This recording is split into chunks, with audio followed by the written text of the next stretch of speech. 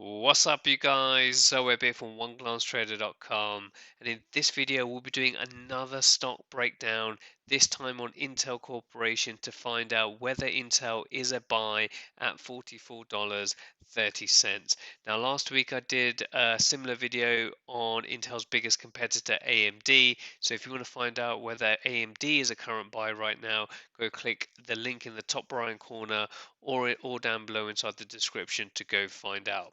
Now, if you guys are enjoying these videos, firstly, make sure you like and subscribe because I'm doing a lot more of these going forward. And lastly, comment down below on the tickers you want me to do. Intel was actually recommended on the AMD video, hence why I'm doing Intel Corporation. So before we begin, very quickly, don't forget to pick up your 5 free stocks worth up to $3,500 each at Moomoo. Really good brokerage. A lot of, inside the finance space. Moomoo is been looked at by a number of the financial YouTube traders, so I strongly recommend you guys go check them out. It's basically free money. Even if you don't use them, it will be the pinned comment down below, or you'll find it inside the description to go get my link so you can get 5 free stocks. So if you guys are new and really want to understand how I value stocks, I like to look at understanding a stock's intrinsic value, which is basically this red line over here.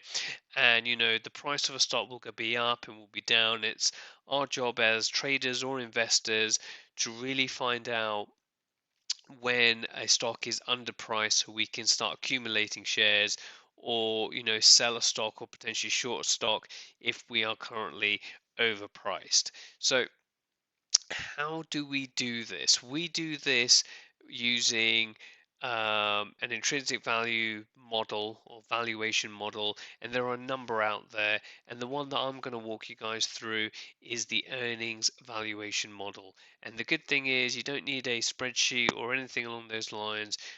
I have built my very own OGT intrinsic value indicator directly into TradingView. Again, check the link out for that down below. If you haven't got TradingView or want to understand a lot more of the indicator as well, I've also got a dedicated video which I'll link to down below. And very simply, when you get onto TradingView, if you go to indicators, type in OGT, you'll see all my indicators that are available out there, and you'll see the intrinsic value indicator right there as well to go add that on the screen. So the way the intrinsic value indicator works, you need to have 3 inputs, and the first input on here is what is the earnings per share annual growth rate for the next 5 years for the company in question. And the easiest way to find that is to use Yahoo Finance and check out the um, analyst estimates. So what you need to do is you need to search for your ticker symbol Intel, and then head over to the analysis section and scroll all the way down to the bottom, and it has growth estimates for the next 5 years. So in this example for Intel, it is saying that the earnings growth over the next 5 years is 3.28%. Now, in my opinion, earnings analyst estimates are generally more onto the bullish side of things, if I'm really honest. And even though 3.2% is quite small, Intel is a very large company, so these are the expected kind of growth rates for this particular company. If we compare that to what we did with AMD last week, it's a lot smaller. Um, However, what we need to do then is put that in there into the high side. This is how I do things. You can pick your own number, and there's many other websites to get analyst information. So this indicator projects out for the next 5 years. So using Yahoo Finance's data set from these analysts is a good place to start. And I like to put them as my highest estimate, my most bullish estimate for this particular stock. And so from a median perspective, I've gone with 2%, and for 1% revenue growth annually on there. And that, is very, very conservative in my personal opinion. But as traders, as investors, we want to be as conservative as possible. We'll do the annual return in a second. We're then next going to look at is what is going to be the earnings multiple in year 5. So that's calculated using the PE ratio. And you're going to have to make an assumption of what you think that earnings multiple is going to be in year 5. And the best way to kind of work that out is to use what has been the earnings multiple for Intel over the last 5 years. So what you can do is you can go on Y charts, which is absolutely free to get this type of historic information for 5 years. If you go anything above 5 years, it will ask you to sign up to their plan. And what you can see here is what the PE ratio has been for Intel over the last 5 years, and it's currently sitting at 7.3. And we've got 10, 11, 9, 8, 10, 11, and you've got these high growth areas of 26, 25. But you can see here on average it's really been around 14 to 10 all the way down to kind of 7, right? And the lower the number or multiple, the lower the intrinsic value is going to be. And again, we want to pay as low as possible for any stock that we go into. So having a lower multiple is actually going to give us um, a bit more what's the word I'm looking for, a conservative approach. So what I've done here is on the bullish side I've gone with 14, the medium I've gone with 12, and the low side I've gone with 9. And again, I've just eyeballed this. Looking at this again, you can take the averages, note down all the information that you want. Again, you can go up to you, but again, I've just eyeballed it, and it's going to be thereabouts with it, and that's why this indicator has 3 ranges inside here to kind of give you that look and feel of what that looks like. And then your annual return. So the annual return is once we've taken the earnings growth rate over annualized it across for 5 years. We've times year 5 by the PE. What we need to do then is discount that year 5 number, earnings multiple number, stock price back by your annual rate of return to get to today's value of what you should be paying for the stock. And again, the higher the number, the lower the intrinsic value, and the lower the annual rate of return, the higher the stock prices or the intrinsic value is going to be. So I like to go with 12.5%, and the reason why I like to go with 12.5% is I can go invest in the S&P 500 index fund, which will return me 8 to 10% a year over a period of time, right? So I want to be making more than 10% if I'm going to risk myself going into any individual stock. So 12.5% is kind of my standard there. And again, you're putting us a margin of safety inside here and doing lower PEs with lower growth rates and all these kind of different things to be on that conservative side in case some of your estimates are kind of wrong.